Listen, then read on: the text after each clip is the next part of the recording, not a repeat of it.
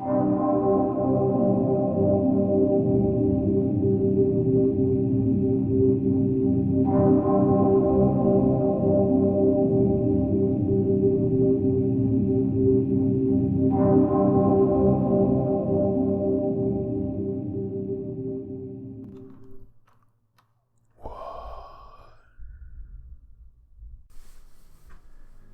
know the exact moment when I could first tell something wasn't right. I'm sure there's plenty of people in my life who would use the word paranoid to describe me, but I would call it intuition, and it's never failed me. The first alarm bell sounded last Friday evening when I received a text from my wife Alyssa letting me know that she would be home a few hours late. As she caught up at work, the nature of her job means days can fall behind sometimes, and it's not uncommon for her to get stuck late with work with her co-workers. However, there were two things about that set my mind off for the rest of that evening. First, Alyssa never texts me, she always calls. I know what you're thinking. Maybe she was really swamped and didn't have time to get away for a call. I know there's a number of reasons one might send a text instead of calling, but I'm telling you, I've been with this woman for 5 years and she just does not text. She will always find a way to slip away and make a phone call, or she'll wait until she can. The second thing that caused me to double check is that she called me honey in the text message. Honey. Again, 5 years together and neither of us have ever called the other honey. We do babe, even dear, but never honey. In an instant, there were sirens in my head. Of course, my first thought wasn't that some entity had taken over her body. I told you, I'm not crazy, but I definitely took a moment to consider my next move. I decided I would just have to wait until she got home to put my mind at ease. In the meantime, I sent a quick, "Okay, love you," and tried to carry on with my night. I wish I could say that I forgot about it, but it was on my mind for what felt like hours before apparently I dozed off. I was woken up by the sound of the doorbell ringing. I checked my phone for the time, which read 9:28 PM. The doorbell continued to ring, followed by knocking. It couldn't be my wife, I thought. She's got keys for the house. We have one of those fancy doorbells that lets you know who's at the door through a tiny camera, so I navigated to the app on my phone to check as I walked to the door. For some reason, I felt a sense of anxiety as I waited for that image on my phone screen to load. At this point, I was on the other side of the door and I could have just opened it or looked out a window, but my instincts were telling me to wait for the app. It felt like it was taking way too long, even though it had probably only been a few seconds. Well, sort of. It finished loading, but the image being shown to me through the camera was just pitch black. Damn it, I thought. Technology never wants to work when you need it. I nearly fell backwards as the black screen lit up my phone and started ringing. "Alyssa," it said. My wife was calling. As the heavy tension in my body faded, I yelled to the person at the door to wait 1 minute and I put the phone to my ear. Before I could get a word out, Alyssa barked at me over the phone. "Honey, can you get the door? I think I left my keys on the desk at work. I'm so tired." There it was again. Honey. The weight in my gut came back all at once. I wondered to myself how she drove home without her keys. I opened my mouth to ask, but my nerves dissipated once more at the sound of her voice. "Jack? Are you there? Please, I've had such a long day." It was her voice, and I was so happy to be hearing it. She sounded stressed and exhausted, just like she said. I replied, "Hey babe, yeah, I'm just walking at the door now. Could you just humour me for 1 second? I asked as I pressed the FaceTime button on my phone. It took her a moment, but she soon accepted the invite and there she was, my wife's beautiful face looking back at my phone screen, and behind her, our front yard and our street. I got lost for a brief second, just staring at her before she spoke again and pulled me out of it. "Jack, you're being weird. Is everything okay?" With that question, my concerns from only moments ago had faded, and I quickly opened the door to let Alyssa inside. I ended our call and pulled Alyssa in for a big hug. I knew at this point I must be getting on her nerves, so I let her go and helped her carry her things inside. "Sorry," I told her. "It's been a weird day for me." "A weird day?" she asked. "What happened?" I considered for a moment telling her what had been on my mind, but having her here in front of me made me realise how ridiculous it all was. I waved my hand at her and told her, "It's nothing. Now I'm just glad you're home." Alyssa gave me a smile and a kiss on the cheek before telling me she was going to get ready for bed. I'd only just woken from a nap, so I decided I'd stay up and try and figure out what was wrong with our doorbell camera. Before I got to go outside, my wife let out a casual, "Good night, honey." I froze. I knew I had to ask now or it would be on my mind all night. I needed at least one answer for the weird events today. "Hey, when did you start calling me that?" I asked with a calm tone. Alyssa's face scrunched into a look of confusion. "Calling you what?" This question made me angrier than I expected.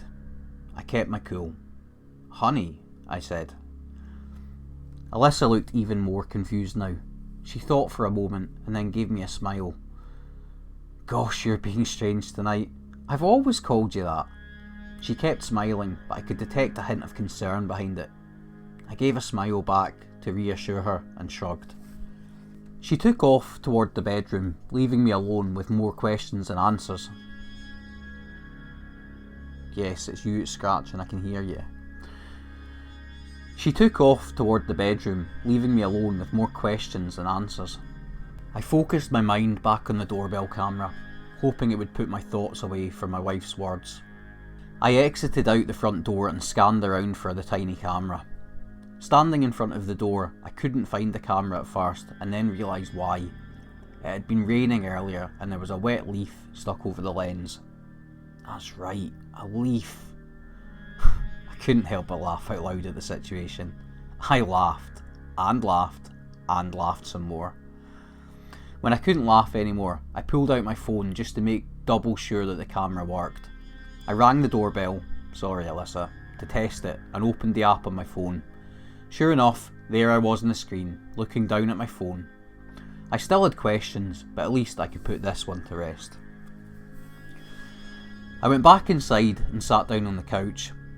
I still was wide awake after sleeping some of the evening, so I made a mental note that I'd ask Alyssa more questions tomorrow to calm my racing thoughts.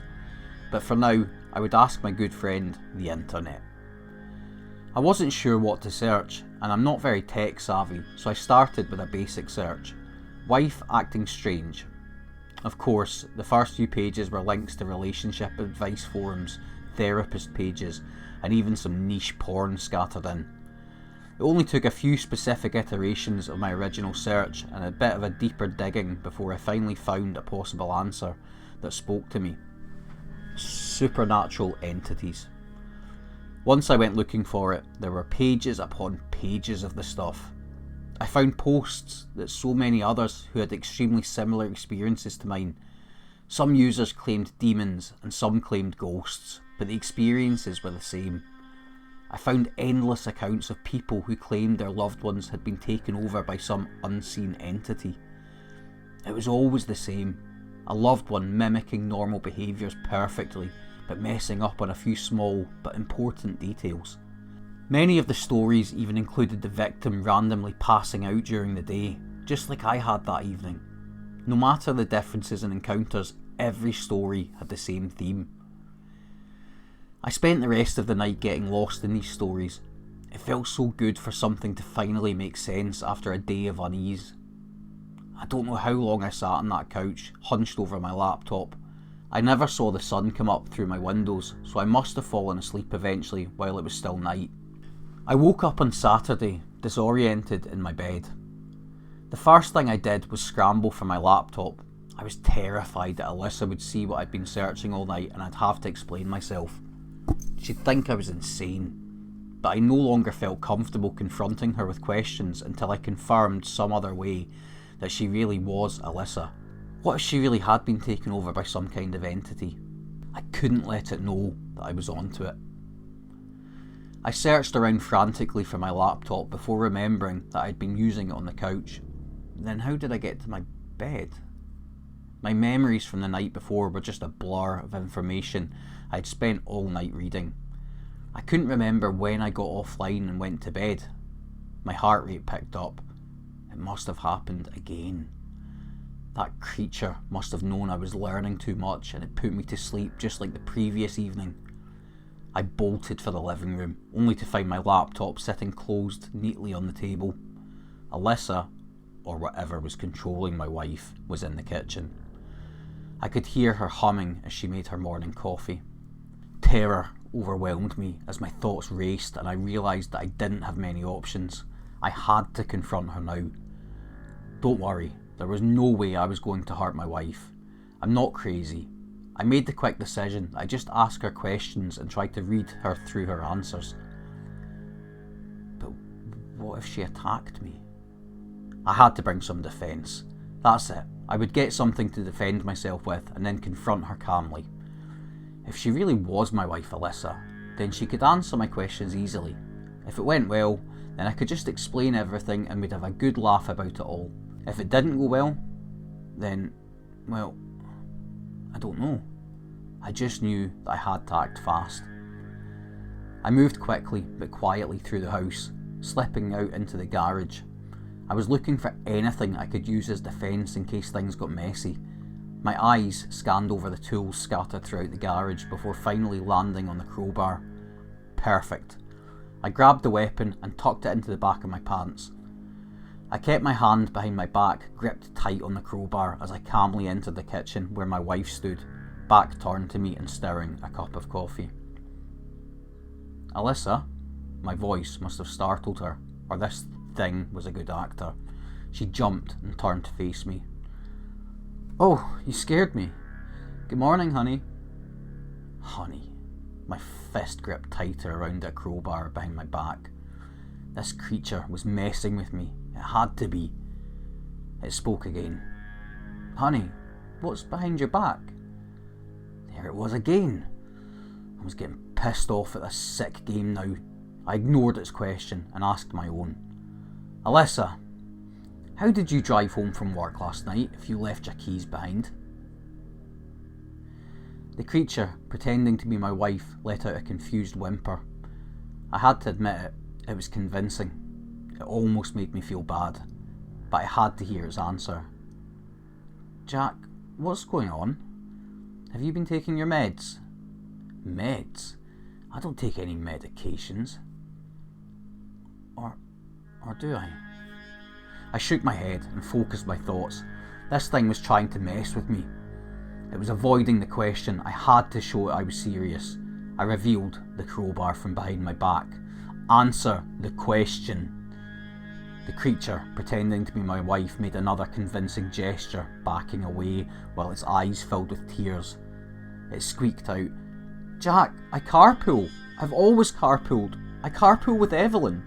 Please, put the crowbar down, honey. We can talk about whatever's going on. That was all it took. Something inside me cracked when I heard it again. Honey. It was trying to dig into my core by showing me my wife's tears, but it wouldn't work. I wouldn't let it.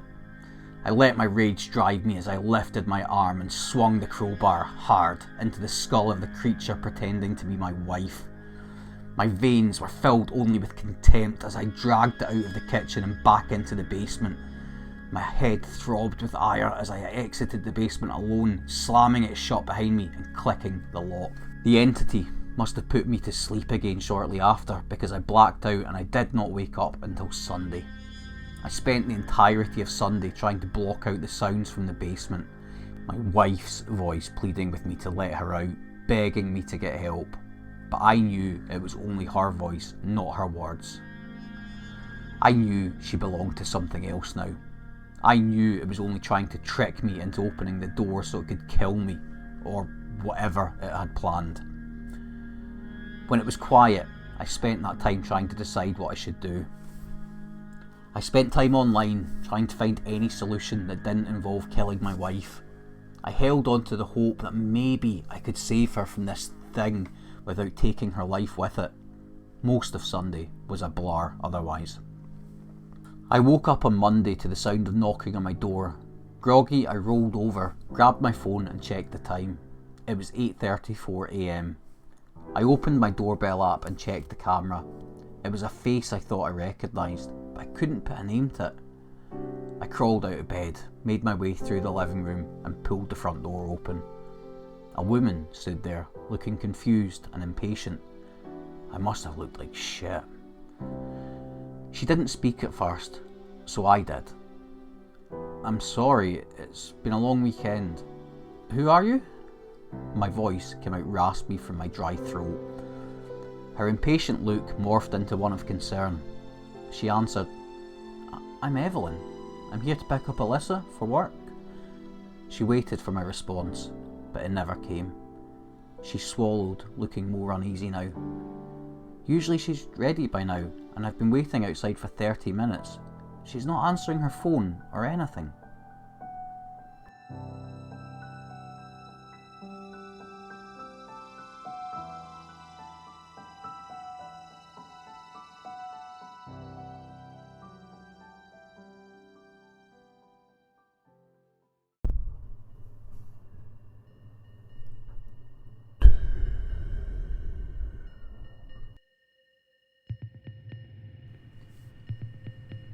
It happened at a playground that my mum used to take me to almost every other weekend. It wasn't the best in the city, but she couldn't afford gas to really go far, and honestly, I was just happy to get out of the house away from my crazy older brothers and have a little me time. We would always park on the east side of the park near some of the newer equipment. You know the kind, plastic slides and jungle gyms that were all rainbow coloured to look bright and attractive. As a kid, I didn't really pay much attention to any of the details, to be honest. Except that there were at least 3 huge slides I could go down and a swing set just past a group of trees. Usually, there was never anyone in the park except for a few other families, and on that day it happened, it was exactly how it was. I honestly thought that the person who would be my abductor was actually just another parent there watching their kid. I wish I could remember what he looked like. My mum had always trained me to look out for suspicious people, strangers that didn't fit in. And I like to think I was pretty good at that, but I guess we all have our off days. This was definitely not a man that seemed dangerous. It felt like he belonged there, if that makes any sense. "You look to be about my son's age," he offered. I didn't respond at first. I was waiting for my turn on the swings. "You should go find him. He's just over there," he commented, and then he shouted out, "Jeffrey! Jeffrey!" None of the kids in the area responded. The man huffed and smiled at me in an apologetic way. He's probably playing hide and seek. Plus, he is so shy around others. "Maybe if you told him your name," the man suggested. At this point, I didn't want to be rude, and I figured that I could at least tell the boy I couldn't see my name. "It's Nathan," I squeaked. That's a name which means he has given in. How interesting," the man commented. His demeanour was strange, but that wasn't what worried me. I recall thinking to myself that I couldn't see my mum, so for some reason that baffles me, I decided to talk to this man. "I can't find my mum," I told him worriedly. "Oh? Well, come with me and we can look for her together," he suggested. On this side of the park, there were only a few other adults, but none of them were really paying attention to me or this stranger. "Maybe she had to run to the car to get my inhaler," I said out loud. Each second I couldn't see her, I was becoming more and more anxious. The man seemed calm and guided me towards the sidewalk that went to the west side of the park. "Asthma? Do you have that as well, Nathan?" He sounded concerned, but I had no idea why. I didn't realise what dark scheme he had in mind. "No, I can run circles around my mum," I said. "Good. That's very good." He looked toward the west side of the park where the road ran toward the back of the old hospital and commented, "You know, I actually used to work in that hospital. I bet I've an inhaler in my car," he said, pointing toward an old SUV. This should have been my red flag, and I do remember saying that I should go and try and find my mum. But then he firmly grabbed my hand and said, "We should go and look for that inhaler first. What if your mum needs it and you're too late?" That scared me more than it should have, but I obediently listened and I didn't resist. Looking back at those next few minutes, as we got closer to his car, I replay how I wish that I had realised what was going on. I should have screamed, or ran, or kicked him, or something. But instead, I was a gullible, concerned kid, being led to the back of his SUV like a sheep to the slaughterhouse. I'm not sure exactly when it kicked in that something wasn't right, but as the park soon became obscured by the back of his van, I felt immediately frightened to be alone with this man. He popped open his back door and I saw a mangle of medical supplies, including what I recognised as several bags of blood and other prescription drugs that didn't seem like something he should just have lying in the back of his car. Then I saw his son, lying nearly unconscious behind the piles of medicine and hooked up to an IV drip. I froze, seeing his pale skin and hollow eyes. He didn't look well at all. "What happened to him?" I whispered. My brain still wasn't clicking into place that this man had lied to me moments earlier. But it was too late. He pushed me into his trunk of his car and placed something over my mouth that made me feel dizzy. It wasn't quite strong enough to knock me out, but I couldn't really stand up straight. He then laid me down across the way from his son and whispered, "Jeffrey used to be able to play with the other children just like you, but now he's all alone, and that's not really fair, is it?" I could hear a faint hint of fear and desperation in his voice. He was about to do something wrong, something to me. His right hand fumbled for something amid the junk, and I saw a gleam of metal as he began to take my shirt off. I screamed. I was sure this stranger was about to violate me, but what came next was far worse. "This would be easier if you were awake and docile," he said sternly as he found a syringe and plunged it into my arm. I immediately felt my arms and legs go numb as I watched his medicine go into my body. I remember gasping and the stranger tried to keep me calm. "Your heart is slowing down, Nathan. It will be fine. It will only be temporary, I promise." He reached for the scalpel that he had a moment earlier and began to talk about what he was planning to do to me. "When Jeffrey started to get sick last year, I thought we could turn things around.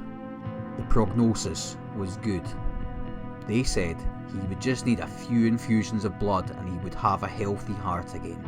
I didn't even worry," he said as he cut directly into my right shoulder. I could still feel the pain, but now I wasn't able to even utter a sound. Whatever he had given me left me paralysed, a puppet for him to cut open. Then they promised he would be placed on a shortlist.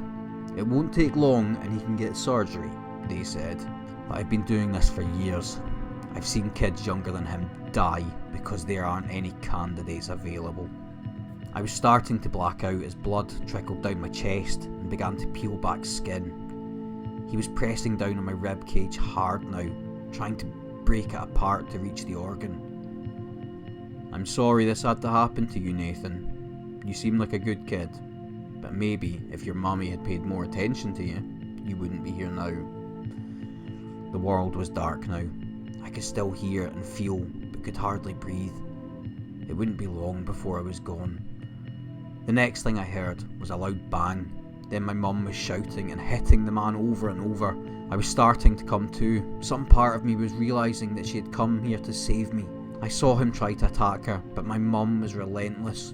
He went down after just a few more blows, and then she was calling 911 as I passed out.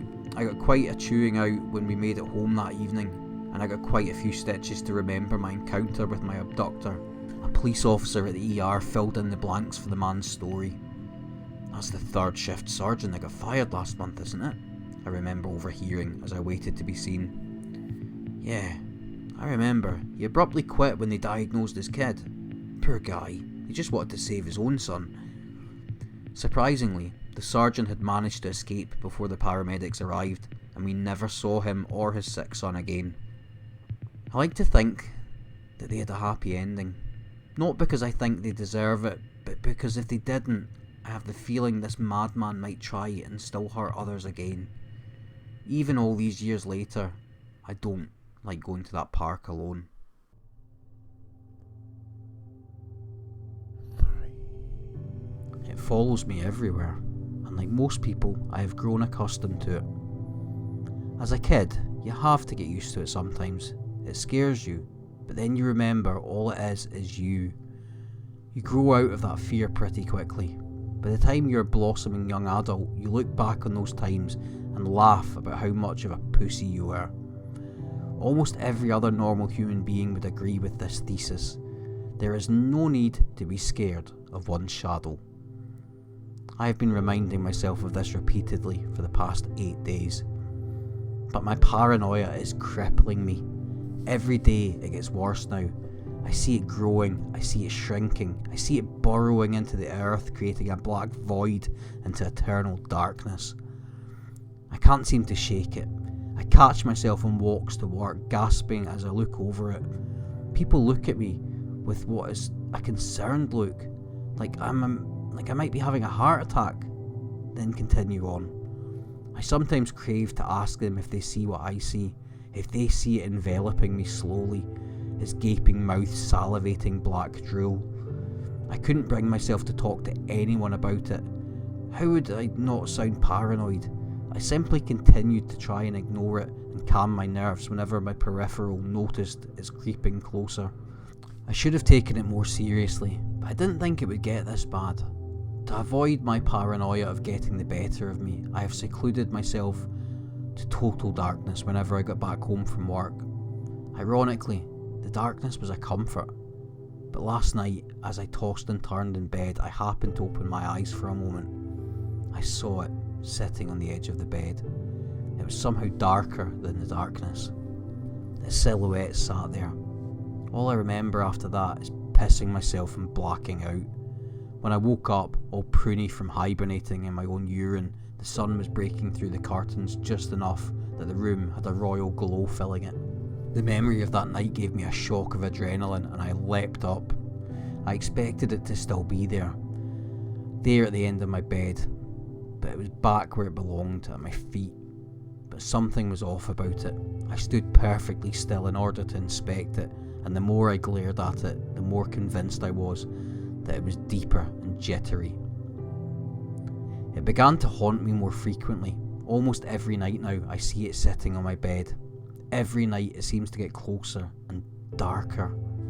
The days are no better. It now surrounds me completely, encircling me, attempting to swallow me whole. The nights alone are intolerable. I can't stand it anymore. Dread seems to be the only thing I feel anymore. Dread and anticipation. It will be ready soon. I know it will make its move sooner rather than later. I just don't know what it will do, what it really wants. I woke up in the middle of the night again, only to see it standing over me. It was different this time. It was staring at me. It had eyes. I just stared back, incapable of moving any form of muscle. It slowly sat by my side on the bed. I kept staring at where it had once stood. If I ever had the sensation to fight, it was entirely overpowered by flight, and this flight was then utterly suffocated with a pure animalistic instinct to freeze. I laid there for a couple of hours, watching it watch me. It tilted ever so slightly as the moonlight shifted and trickled through my blinds. It was getting close to morning. At least, I thought so. It must have started raining outside at some point, for the moonlight was completely gone after a few more hours. Those long hours were filled with my internal monologue urging me to stand up, reasoning that it would all go back to normal if I just went about my day. At some point I found myself standing up. I had done it. It didn't help. It was now standing directly in front of me, inches from my face. I think another hour went by before I moved again. I finally took an awkward step forward and it took a step back. I experimented with another step. It repeated its procedure. It never stopped this. Wherever I moved to in the apartment, somehow it ended up leading the way, always entirely focusing its eyes on me. I never stepped foot out of my apartment after that night. I couldn't keep it together. The constant dread and anxiety were visibly affecting me. Every night now, I have a staring contest with my shadow, and every night neither of us sleeps. It's been about a week now since I left my room. I have to keep my eye on the shadow. I know now more than ever that it's close to making its move. It has a mouth now. It's simply a circular void in that mouth region. No expression, no sinister intent visibly being portrayed, but I know it's there. Its very presence is menacing. I've been staring in the mirror now for over 3 hours. It's behind me in the reflection, looking right at me. It took me a while to notice, but I realised that I could hear it if I hyper-focused my attention. It is subtle, but I can hear it, ever so gently. It breathes. Not a traditional inhale and exhale, but rather a constant rhythmic inhale. I think with this new source of information, I now have all the evidence I need to predict its intent. It is trying to consume me. Not my body, but my mind, I believe. I've been laughing now for about 5 minutes. When I looked up again in the mirror, it was mimicking my laughter. I ran out of food about 3 days ago, and I don't think I've allowed any source of light into my apartment for close to a month, perhaps. I don't really know. I don't mind very much. The light would probably hurt at this point, and the food has sounded putrid for a while now. It has just been the shadow and me almost embracing one another on the floor. I've been on the floor for several days, mainly because this forces it to also lay on the floor, where it should always be. I don't really feel anything anymore. I remember I had laughing fits for a day or two, but those have been replaced with a void, an ever-growing void. My vision's fading. I don't remember when I started laying down. I don't know where my body begins or ends. For all I know, I am the floor itself. My shadow is standing over me. Am I standing as well? No, I'm still on the floor. Its breathing is louder. The only thing I can do right now is think, and even that is limited. If I still have eyes, they have been focused in one position, and I am unable to shift them. They are fixated on my shadow. I don't know how long it's been standing there. It's starting to bend over me. Its mouth is growing. Is it picking me up? I suppose. I forgot I had a body still. That must be how it won. It consumed my mind at the very beginning. Why did I allow this to happen? It must have intoxicated my mind rather than consume it. Intoxicated it with every fear-inducing chemical my brain has. When did I lay down? When did I really start shutting myself in? Did I ever have a job? When did this all start happening?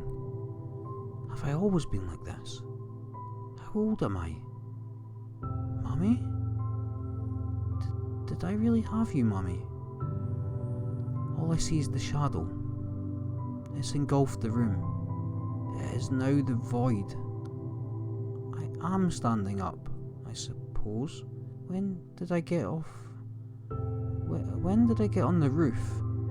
It's so dark out. I see it down there on the pavement waiting for me. It shrouds over the whole street.